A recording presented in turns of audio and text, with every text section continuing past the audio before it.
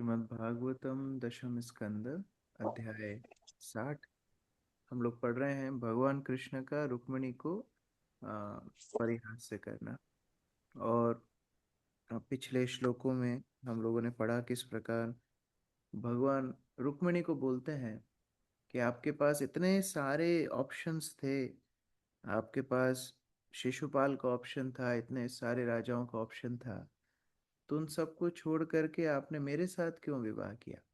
भगवान इस तरह परिहास से कर रहे हैं।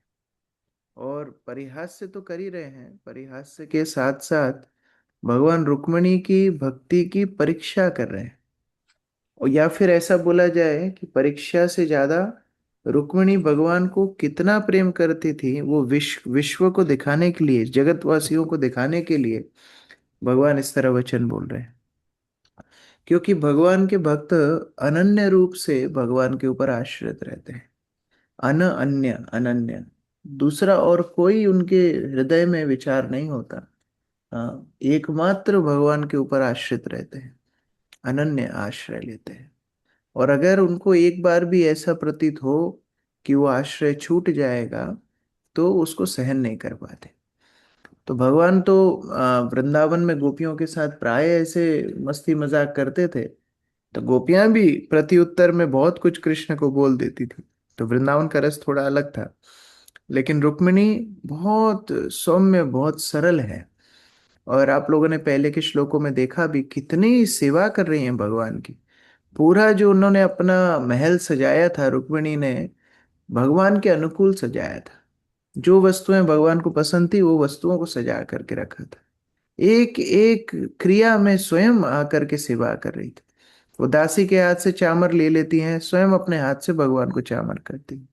इतना भगवान के प्रति आसक्ति है, इतना उनके सेवा भाव है। ऐसा नहीं है कि केवल शुरू में पत्र लिखा, भगवान ने विवाह कर लिया, अभी विवाह के बाद भगवान को देखे भी नहीं, ऐसा नहीं है।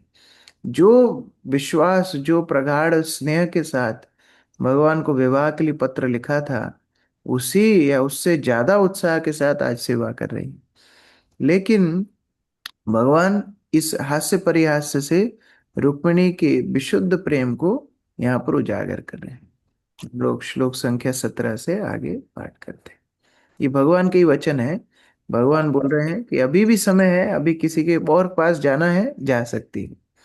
यथात्मनो नुरूपम वै भजस्व क्षत्रियर्षभम येन येन त्वम् आशिष सत्या यह मुत्र च लप्स्यसे। सुजाता माता जी पढ़िए। अब तुम्हें चाहिए कि अधिक उपयुक्त किसी उच्च कोटि के राजन्य पुरुष को स्वीकार कर लो, जो तुम्हें इस जीवन तथा अगले जीवन में भी ऐसी प्रत्येक वस्तु को प्राप्त करने में सहायता कर सके जो तुम चाहती हो। हम्म। भगवान बोल रहे हैं मेरा क्या है, मैं तो रण क्षेत्र छोड़ करके एक भीरू के समान यहाँ पर छुपा हुआ हूँ। मेरे वर्ण और आश्रम का पता नहीं, मेरे माता पिता का पता नहीं, मेरा किसी भी प्रकार से उस तरह गुण नहीं है जैसे अन्य राजाओं के पास है। तो ये कुछ ऐसा हुआ कि एक बहुत बड़े परिवार की लड़की का विवाह कोई राह पे चलते हुए, सड़क पे चलते हुए लड़के से हो गया। तो भगवान बोल रहे हैं अभी भी आप ऐसे कोई राजा पुरुष के पास जा सकती हो जो आपके इस जीवन, अगले जीवन, सारे जीवनों के इच्छाओं को पूरा कर सके। और उदाहरण भी देते हैं किन के पास जा सकते हैं। चैद्य शाल्व जरासंध दंत वक्रादयो नृपा मम दुष्यन्ति वामोरो रुक्मी चापी तवाग्रजा। शालिनी माता जी पढ़िए। हे सुंदर जांघों वाली भद्रे, शिशुपाल, शाल्व, जरासंध तथा दंतवक्र जैसे सभी राजा मुझसे घृणा करते हैं, और उसी तरह तुम्हारा बड़ा भाई रुक्मी भी करता है। हरे हम्म। कृष्ण। तेषां वीर्यमदान्धानां दृप्तानां स्मनुत्तये आनीतासि मया भद्रे तेजो परहता सताम। विनोद राजपूत प्रभु।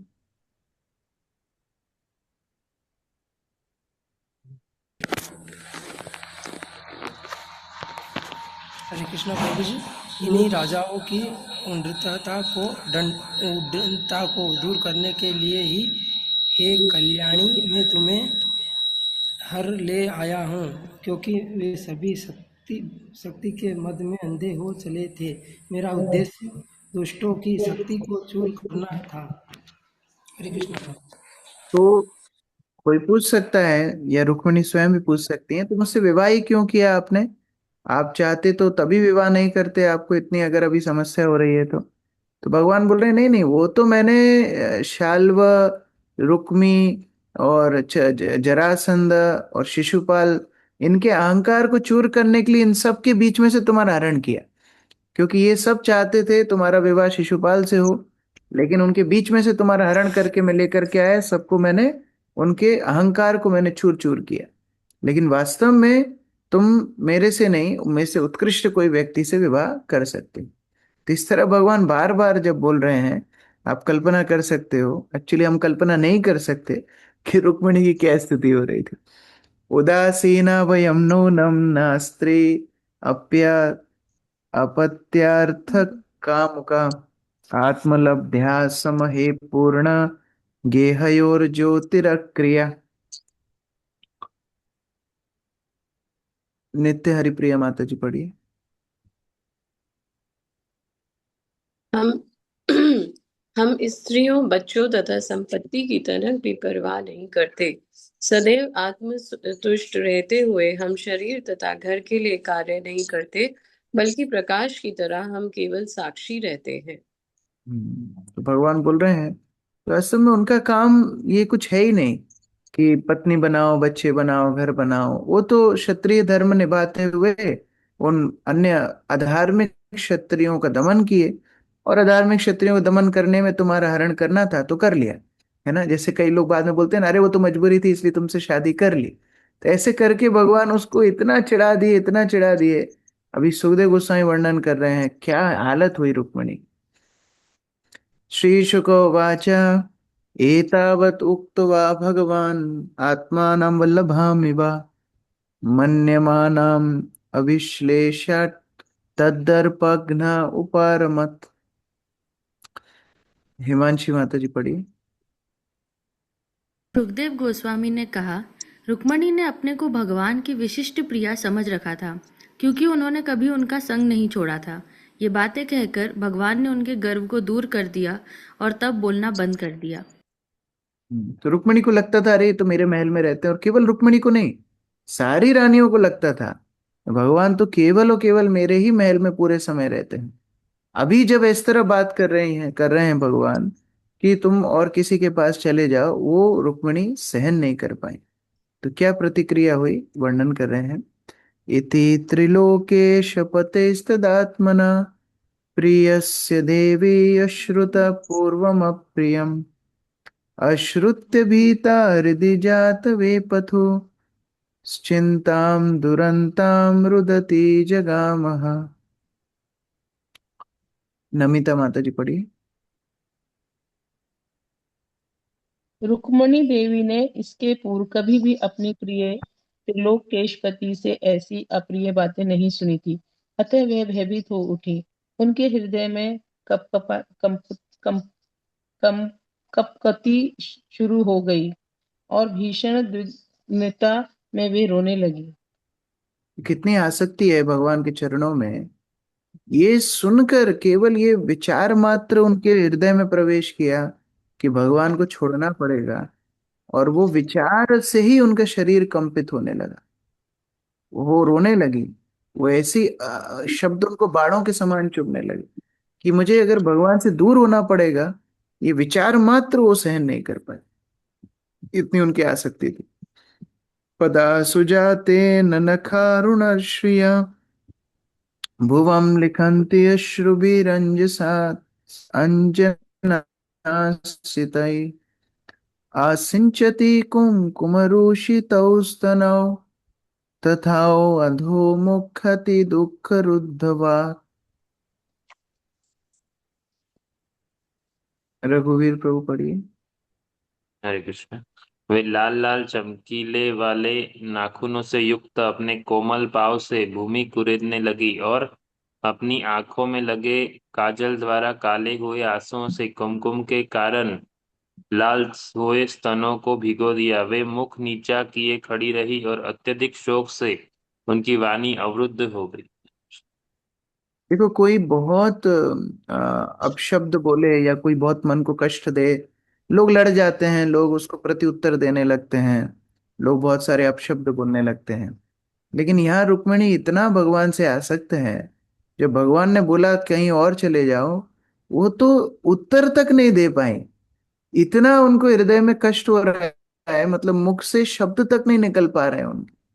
वो इतना, सुखदेव गोस्वामी जितना विस्तार से वर्णन कर रहे हैं, आप विचार करके देखो। यहाँ पर भूमि को कुरेद रही है, उनकी आंखों से अश्रु पूरे उनके छाती तक आ गए हैं, और सिर नीचे झुका करके वाणी गदगद हो गई है, पैर उनके कपकपाने लगे हैं। ऐसी स्थिति में वो प्रत्युत्तर तक नहीं दे पा रही है, भगवान को ये तक नहीं बोल पा रही है मैं आपको छोड़ के कहीं नहीं जाऊंगी। इतना उनको दुख हो रहा है भगवान से दूर होने का, विचार मात्र सुनने से। अभी कुछ हुआ नहीं है, होने वाला भी नहीं, उनको मालूम है भगवान मजाक कर रहे हैं, लेकिन वो मजाक भी सहन नहीं कर पा रही। तस्यास्तु दुःख भय शोक विनष्ट बुद्धि हस्ता छलात् वलयतो व्यजनम पपात देहश्च विक्लावदया सहसैव मुह्यन् रंभे वायु विहितो प्रविकीर्य केशान्। अर्चना प्रेयसी माता जी पढ़ी। हरे कृष्ण। प्रभु जी दंडवत प्रणाम। रुक्मिणी का मन दुख भय तथा शोक से अभिभूत हो गया। उनकी चूड़ियां उनके हाथ से सरक गई और उनका पंखा जमीन पर गिर पड़ा। वे मोहवश सहसा मूर्छित हो गई। उनके बाल इधर उधर बिखर गए और उनका शरीर भूमि पर इस तरह गिर गया जिस तरह हवा से उखड़ा हुआ केले का वृक्ष गिर पड़ता है। हरे कृष्ण। दंडवत फिर प्रणाम। तो इतना दुख से, भय से, शोक से आकुल हो गई कि अब सहन नहीं कर पाई, प्रतिक्रिया भी नहीं दे पाई, शब्द भी नहीं बोल पाई, और इतना शब्द हो गई कि जैसे कोई, यहाँ पर उदाहरण दे रहे हैं, वृक्ष गिर जाए वैसे तुरंत नीचे धड़ाम से भूमि पर बेहोश होकर के नीचे गिर गई। ये आसक्ति रुक्मिणी की भगवान से थी। आप कल्पना करो, ये आश्रय होता है। मैं दक्ष संकर्षण प्रभु की कक्षा सुन रहा था परसों। दक्ष संकर्षण प्रभु आश्रय के विषय में बता रहे थे अंत में, कैसे भक्ति सिद्धांत सरस्वती ठाकुर ने प्रभुपाद को निर्देश दिया, कैसे उन्होंने अपना जीवन प्रभुपाद जी के लिए समर्पण किया। तो कभी उनके हृदय में भावना नहीं आई कि भक्ति सिद्धांत सरस्वती ठाकुर को छोड़ करके मैं दूसरे किसी के पास जाऊं। ये आश्रय का भाव नहीं है, है ना। ये रिलायंस स्मार्ट पे शॉपिंग का भाव है। ठीक है, आज ये साबुन पसंद नहीं आया, दूसरा साबुन हम ले लेंगे, है ना। लेकिन एकनिष्ठ श्रद्धा क्या होती है, रुक्मिणी से हम सीख रहे हैं। कितनी श्रद्धा है, कितना विश्वास है। हाँ, प्रभुपाद जब अमेरिका गए प्रचार करने के लिए, तो प्रचार करने के लिए अमेरिका गए और 1 साल तक संघर्ष किया, और ठीक 60 साल पहले 1966 में इस्कॉन की संस्थापना की। लेकिन इस्कॉन संस्थापना करने के लगभग एक वर्ष भी नहीं हुआ था, प्रभुपाद को तीसरा हार्ट अटैक आया। 2 हार्ट अटैक तो प्रभुपाद को जलदूत में आए थे, और तीसरा हार्ट अटैक प्रभुपाद को अमेरिका में आया था, ठंड के मौसम में। और जब प्रभुपाद को वो हार्ट अटैक आया, तो भक्त लोग बहुत डर गए कि अभी हमारा होगा क्या। अभी तो इस्कॉन नया नया शुरू हुआ था, आप लोग भक्ति कुटीर चला रहे हो 2-4 महीने से। आप कल्पना करो 2-4 महीने में हम लोग क्या सिखा पाते हैं लोगों को, और लोग क्या सीख पाते हैं, है ना। इतना नया मूवमेंट, पूरा आंदोलन 1 साल का ही था बस। और प्रभुपाद को हार्ट अटैक आ गया, और प्रभुपाद ने बोला कि वो भारत जाएंगे, क्योंकि भारत का जो मौसम है उनके स्वास्थ्य के लिए अनुकूल रहेगा। वो ठंड बहुत प्रचंड ठंड थी, उतनी ठंड प्रभुपाद सहन नहीं कर पा रहे थे। तो जब भक्तों को पता पड़ा कि प्रभुपाद अमेरिका से चले जाएंगे भारत, तो वो लोग चर्चा करने लगे कि प्रभुपाद नहीं रहेंगे तो हम लोग भक्ति कैसे करेंगे। वो लोग चर्चा कर रहे हैं, और वो चर्चाओं में क्या एक सॉल्यूशन निकल करके आया। विशाल प्रभु, क्या सॉल्यूशन निकल के आया था उस टाइम पे? अनम्यूट करो,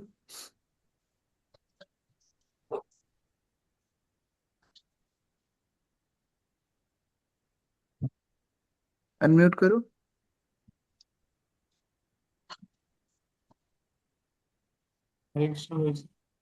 हाँ, क्या सॉल्यूशन निकल के आया था तब? जी पता नहीं। श्रवण ध्यान से करना है। मैं देख रहा हूँ कुछ लोग सो रहे हैं, कुछ लोग कुछ और कर रहे हैं।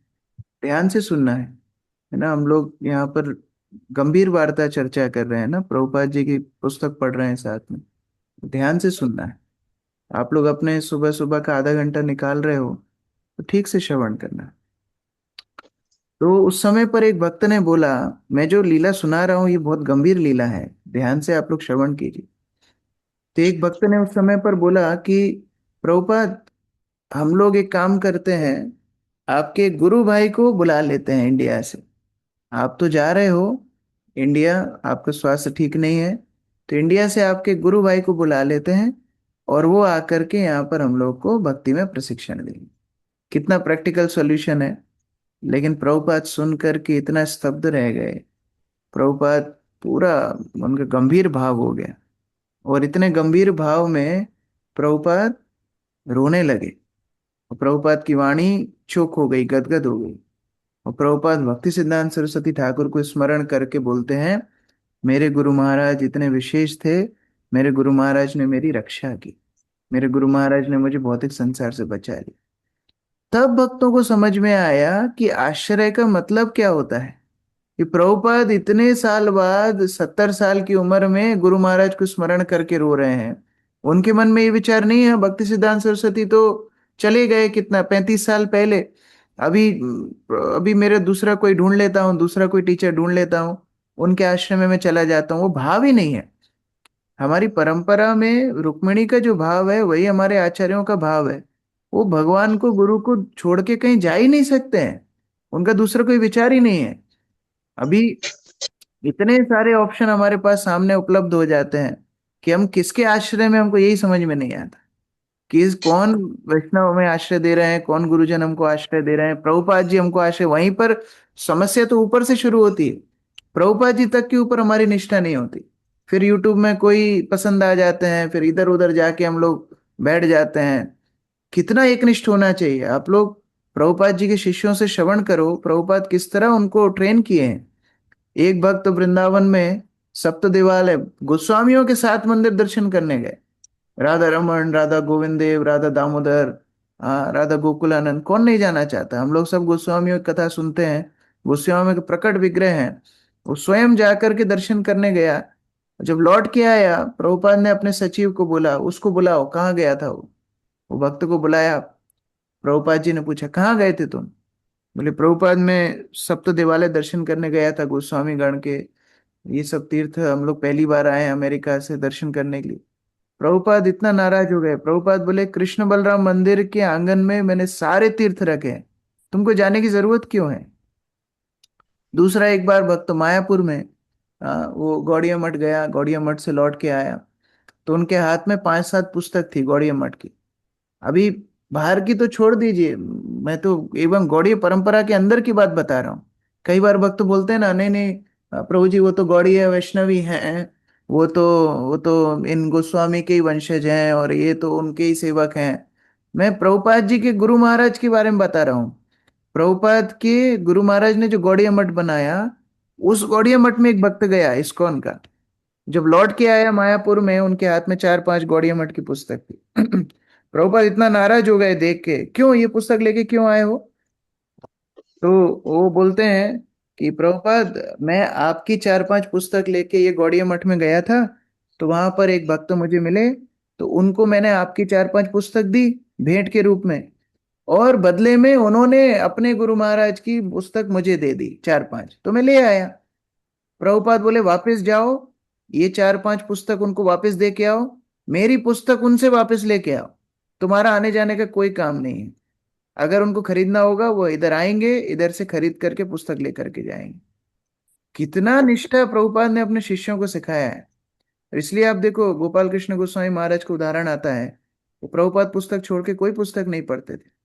और भी कितने वैष्णव, गुरु महाराज को भी देखे, इतने शास्त्र। इस्कॉन में सबसे पहले अगर प्रभुपाद के बाद किसी ने गोस्वामियों की पुस्तक पढ़ी है तो उस श्रीमद् भक्ति चारू स्वामी गुरु महाराज ने पढ़ी है। क्योंकि सारे बांग्ला भाषा में गोस्वामियों का साहित्य है, गुरु महाराज बांग्ला भाषी थे, सारी पुस्तक पढ़ी है, लेकिन अपनी क्लासेस में प्रभुपाद की शिक्षा छोड़ के कुछ बोलते ही नहीं थे। कभी भी एक भी शब्द प्रभुपाद शिक्षा से इधर उधर नहीं बोला। ये एक निष्ठ होता है। यहाँ रुक्मणी बेहोश हो रही है भगवान को छोड़ने के विचार से।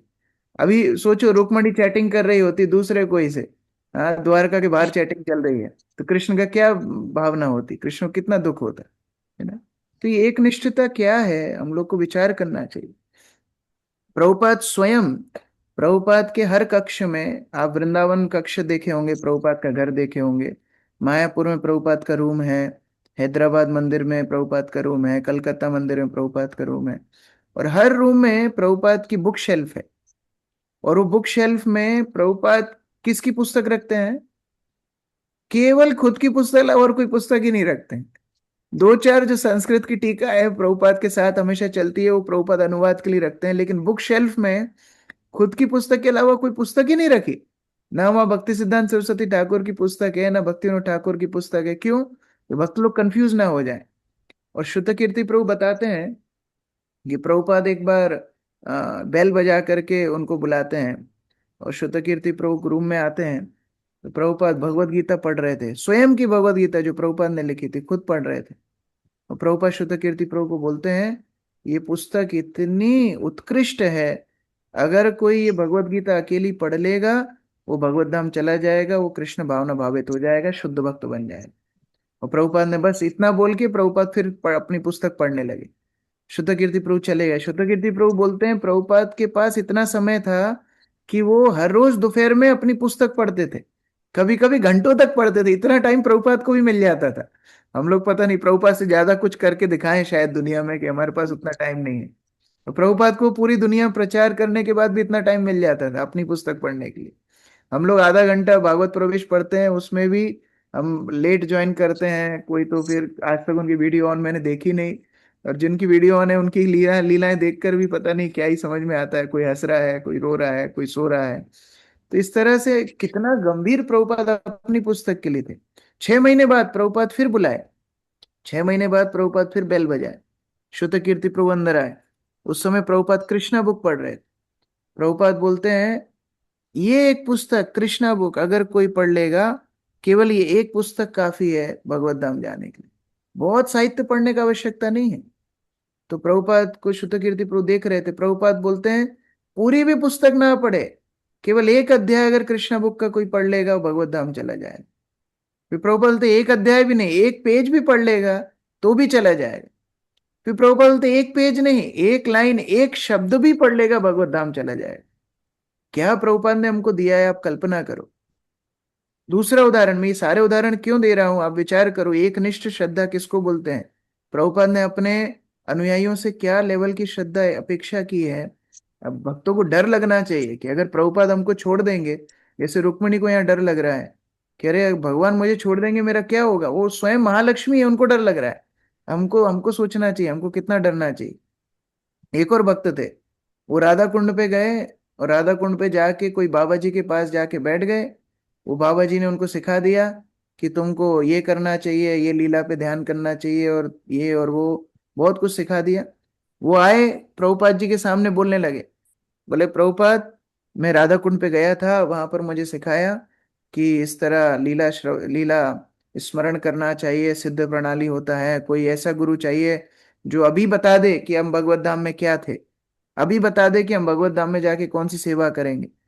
प्रभुपाद जी इतना नाराज हुए, ऐसा स्टेप प्रभुपाद ने कभी नहीं किया। बड़े बड़े, आप कल्पना करो कितने बड़े बड़ी गलतियां भक्तों ने की, तो भी प्रभुपाद ने ये स्टेप नहीं लिया जो प्रभुपाद ने इस भक्त के साथ स्टेप लिया।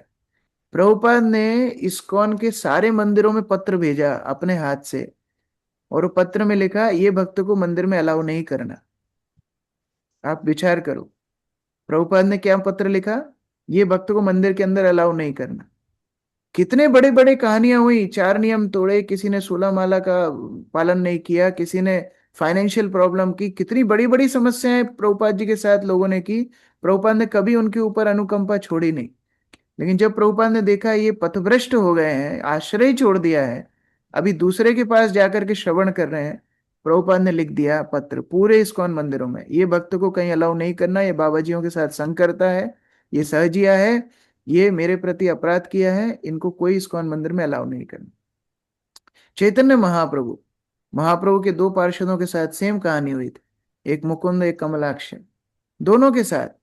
वो भागवत कथा सुनने चले जाते थे यथा तथा, जहाँ सहजिया भागवत कथा कर रहे हैं, अभक्त भागवत कथा कर रहे हैं, जहाँ शुद्ध प्रेम की बात नहीं हो रही है, जहाँ भागवत की शुद्ध शिक्षाएं नहीं दी जा रही, महाप्रभु ने बोला मैं उनका दर्शन नहीं करूं, लाखों लाखों जन्म तक मैं उनका दर्शन नहीं करूं। महाप्रभु कितने स्ट्रिक्ट थे। तो यहाँ पर हम लोग को ये शिक्षा लेनी है, रुक्मिणी के आश्रय से शिक्षा लेनी। ये केवल पति पत्नी के बीच में जोकिंग नहीं चल रहा है कि हाँ भगवान अपनी पत्नी को छेड़ दिए, वो नाराज होके नीचे गिर गई तो भगवान उनको मनाने लगे, ये शिक्षा नहीं है। शिक्षा ये है कि भगवान के परिकर भगवान के प्रति कितना एकनिष्ठ है, और फिर भगवान कितना भक्तों के प्रति, ऐसे अनन्य भक्तों के प्रति भगवान का क्या प्रतिक्रिया होती है। तो जब रुक्मिणी इतने आसक्ति के साथ वहां मूर्छित होकर नीचे गिर गई, तब भगवान की यहाँ पर प्रतिक्रिया बता रही। तदृष्ट्वा भगवान कृष्ण प्रियया प्रेम बंधनम हास्य पौढ़िम अजानन्त्य करुणा स्व अन्वकंपता। प्रसिद्ध चैतन्य प्रभु। यह देखकर कि उनकी प्रिया उनके प्रेम से इस तरह बंधी है, वे उनके तंग करने के पूरे आशय को नहीं समझ सकी। दयालु भगवान श्री कृष्ण को उन पर दया आ गई। तो अभी भगवान दिख रहे, अरे मैं तो मजाक कर रहा था, लेकिन मजाक मजाक में मूर्छित हो गई। इतना भगवान को दुख लगा, कह रहे मैंने ऐसी बात भी इनके सामने क्यों की, ये तो मेरे सिवा और किसी के पास जाने वाली है नहीं, तो मैंने ये बात भी क्यों की। भगवान अपने आप को धिक्कारने लगे। परयंका तव रूयसु तमुत्थाप्य चतुर्भुजा केशान समूय तत् वक्त्रम प्राम्रजत पद्मपाणिना। बसंत प्रभु। श्री भगवान अति शीघ्र बिस्तर से उतर आए। चार भुजाएं प्रकट करते हुए उन्होंने उन्हें रुक्मिणी को उठा लिया, उनके बाल ठीक ठाक किए और अपने कर कमलों से उनका मुख सहलाया। अभी भगवान इतनी चिंता में आ गए, भगवान दो हाथों से संभाल नहीं पा रहे हैं, उठाएंगे कि उनको उनको केश ठीक करेंगे कि उनको मुख को सहलाएंगे। चार हाथ भगवान को लेने पड़े। क्यों, ये मेरा भक्त मेरे ऊपर ही आश्रित है, मेरे मेरे बिना तो इसका और कोई है नहीं, इसको संभालना मुझे है। अब भगवान को इतनी चिंता हो गई, भगवान उनको हर तरह से संभाल रहे हैं। प्रामृज्याश्रुकिले नेत्रे स्तनौ चोपहतौ शुचा आश्लिष्य बहुना राजन् अनन्या विषयान् सतीम् सन्तव्यमास सन्त्वज्ञ कृपया कृपणां प्रभु हास्य प्रौढ़ी भ्रमश्चित्ताम् अतत अर्हां सतां गति। आयुषी माता जी पढ़िए। कृष्णा गुरु जी। हे राजन, उनके अश्रुपूरित नेत्रों तथा संताप के आंसुओं से सने हुए उनके संतानों को पोंछकर अपने भक्तों के लक्ष्य भगवान ने अपनी सती पत्नी का आलिंगन किया, जो एकमात्र उन्हीं को चाह रही थी। सांत्वना देने की कला में पटु श्री कृष्ण ने दयनीय रुक्मिणी को मृदुता से ढाढ़स बधाया, जिनका मन भगवान के चातुर्यपूर्व हास परिहास से भ्रमित था और जो इस तरह कष्ट भोगने के योग्य न थी। हरे कृष्णा प्रभु यहाँ जी। पर दो शब्द बताए गए हैं रुक्मिणी के लिए, एक अनन्य और एक सती, जिनका और कोई आश्रय नहीं है और जो सती है, पतिव्रता है। गीता में भगवान दो उदाहरण दिए हैं, एक व्यवसाय और एक अव्यभिचारी। व्यवसायत्मिका बुद्धि एक है कुरु नंदना। भगवान बोलते हैं जैसे एक व्यवसायी व्यक्ति, एक व्यापारी व्यक्ति हमेशा अपने व्यापार के विषय में सोचता है, वैसे मेरे भक्त एक निष्ठ केवल मेरे बारे में सोचते हैं और कोई उनका आश्रय नहीं। और अव्यभिचारिणी उसका मतलब सती है। हाँ, अव्यभिचारिणी मतलब जो व्यभिचार ना करे, जो अन्य पुरुषों के पास ना जाए, वो अव्यभिचारिणी सती नारी।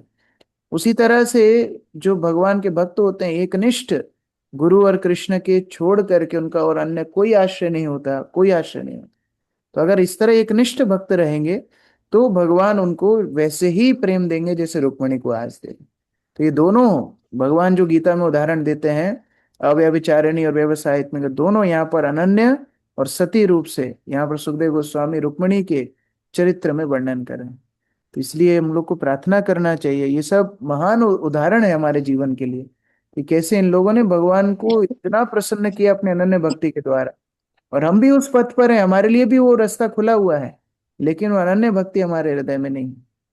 तो हम लोग भी उसी तरह गुरु के प्रति, कृष्ण के प्रति, वैष्णव के प्रति वो भाव रखेंगे, तब वो कृष्ण प्रेम की प्राप्ति करेंगे। तो आगे हम पढ़ेंगे किस तरह भगवान अब रुक्मिणी से क्षमा मांगते हैं, उनको कृतज्ञता अर्पित करते हैं, और रुक्मिणी एक एक वो पॉइंट जो भगवान ने बोला था ऊपर, उसका प्रति उत्तर रुक्मिणी अभी देंगे। यस, किसी का प्रश्न है? विपिन प्रभु प्रश्न। हरे कृष्णा प्रभु, धन्यवाद प्रणाम। प्रभु जी से कई बार आपसे भी सुना है कि कई भक्तों के चरित्र में सुने हैं जो बहुत एकनिष्ठ हैं, जो भी स्कॉन में हैं, और मोस्टली मैंने देखा उसमें जो विदेश से भक्त हैं उनकी एक निष्ठा बहुत अच्छी है। और यहाँ भी कई बार मतलब मैंने कई बार मतलब वीडियोज में भी देखा है कि कई भक्तों का देखता हूँ मैं तो बताते बहुत एक निष्ठा, पूरा जीवन उन्होंने समर्पित कर दिया इस्कॉन को, गुरु को। तो वो एक निष्ठा प्रभु जी कैसे आती है, मतलब क्या कारण है उसका जो हमारे अंदर नहीं है? देखो, हम लोग गंभीर नहीं है, इसलिए हम लोग के अंदर वो एक निष्ठता नहीं है ना। मान लो कोई व्यक्ति दो नाव में पैर रख करके चलेगा तो उसका क्या होगा? वो 100% पानी में गिरेगा। तो हम लोग अपने उद्देश्य के लिए गंभीर नहीं। अभी तक भक्ति हमारे लिए केवल वो सत्यनारायण की कथा ही बनी हुई है। अभी तक वास्तव में, जैसे पहले सत्यनारायण कथा में जाते थे पंजीरी प्रसाद लेके आते थे, अभी मंदिर आते हैं संडे फीस प्रसाद लेके जाते हैं, इतना ही अंतर है बस।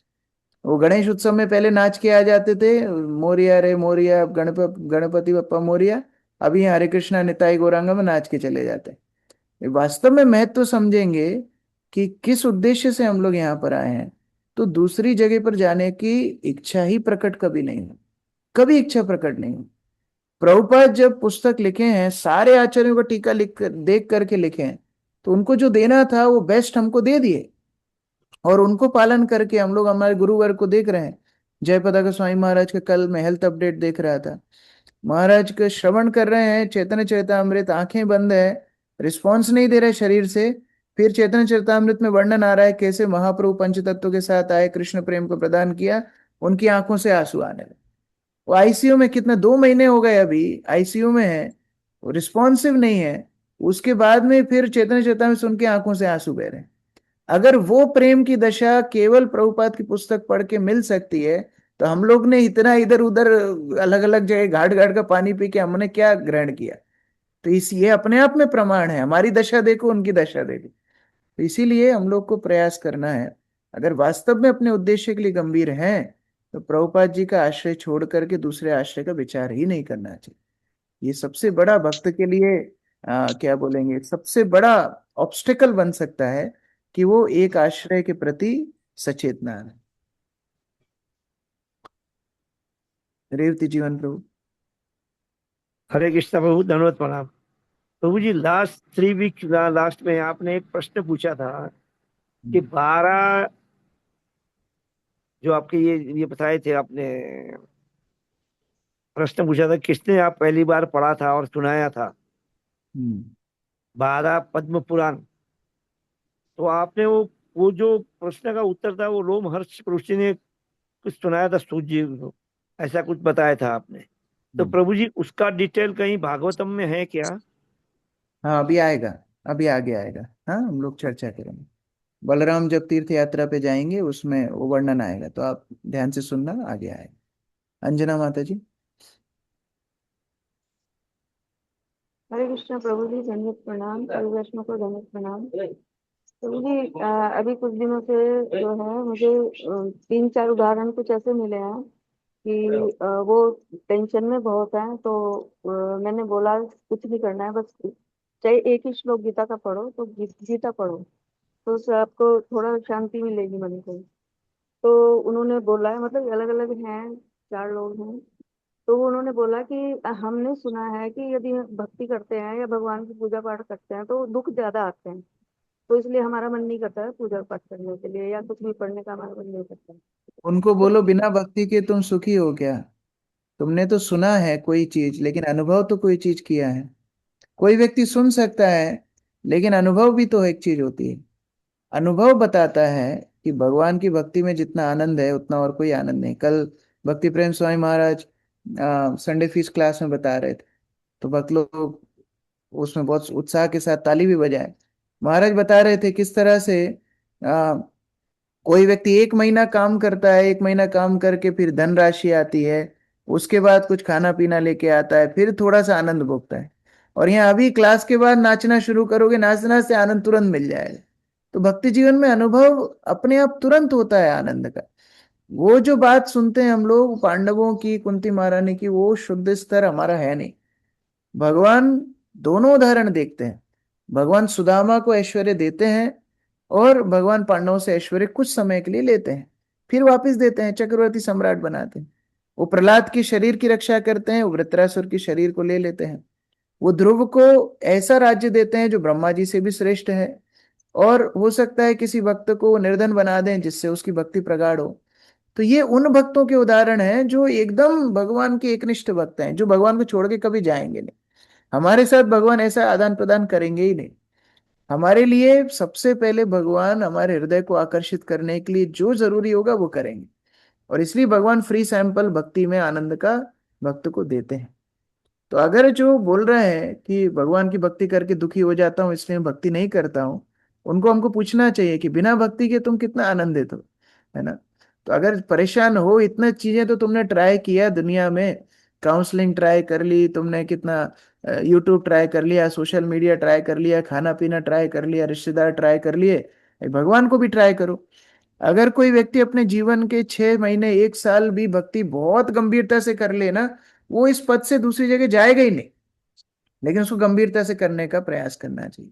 हम लोग भी, हम और आज आज 17 अगस्त है, आज से आप अगर एक निष्ठ 1 महीना ले लीजिए, 17 सितंबर गुरु महाराज की व्यास पूजा है, 1 महीने के लिए आप प्रयास करो, बिल्कुल जैसे एक सती नारी रहती है, मैं प्रभुपाद जी की शिक्षा के अलावा और कोई चीज पे ध्यान नहीं दूंगा। 1 महीने के लिए आप लोग व्रत लेके देखो, मैं एक भी अनर्गल वीडियो नहीं देखूंगा, मैं एक भी अनर्गल मूवी नहीं देखूंगा, एक भी अनर्गल रील नहीं देखूंगा, मैं आलतू फालतू आदमी से बात, 1 महीने के लिए व्रत लेके देखो। कार्तिक मास, चातुर्मास, एकादशी, निर्जल, ये सब तो आपने किया होगा। ये 1 महीने का सती नारी जैसा व्रत लेके देखो कि मैं 1 महीने तक प्रभुपाद जी की पुस्तक पढ़ूंगा, अच्छे से अपना हरिनाम का जप करूंगा, मंगल आरती जाऊंगा, प्रभुपाद जी की सेवा करूंगा, फालतू एक भी बुरी आदत में नहीं पड़ूंगा। 1 महीने के लिए व्रत लेके देखो। आप 17 सितंबर को जिस तरह नाचोगे, आप खुद आश्चर्य करोगे, मैं सेम आदमी हूं कि मैं बदल गया, मेरा स्वरूप सिद्धि हो गया, क्या हो गया, मेरा भगवत धाम पहुंच गया, क्या हो गया मेरा। आप खुद आश्चर्य करोगे। 1 महीने के लिए करके देखो। अगर हम उसके स्वयं प्रमाण बनेंगे, हम दूसरों को भी उपदेश दे पाएंगे। दूसरी तरह से फलेन परिचायत। कमलाक्ष कृष्ण प्रभु।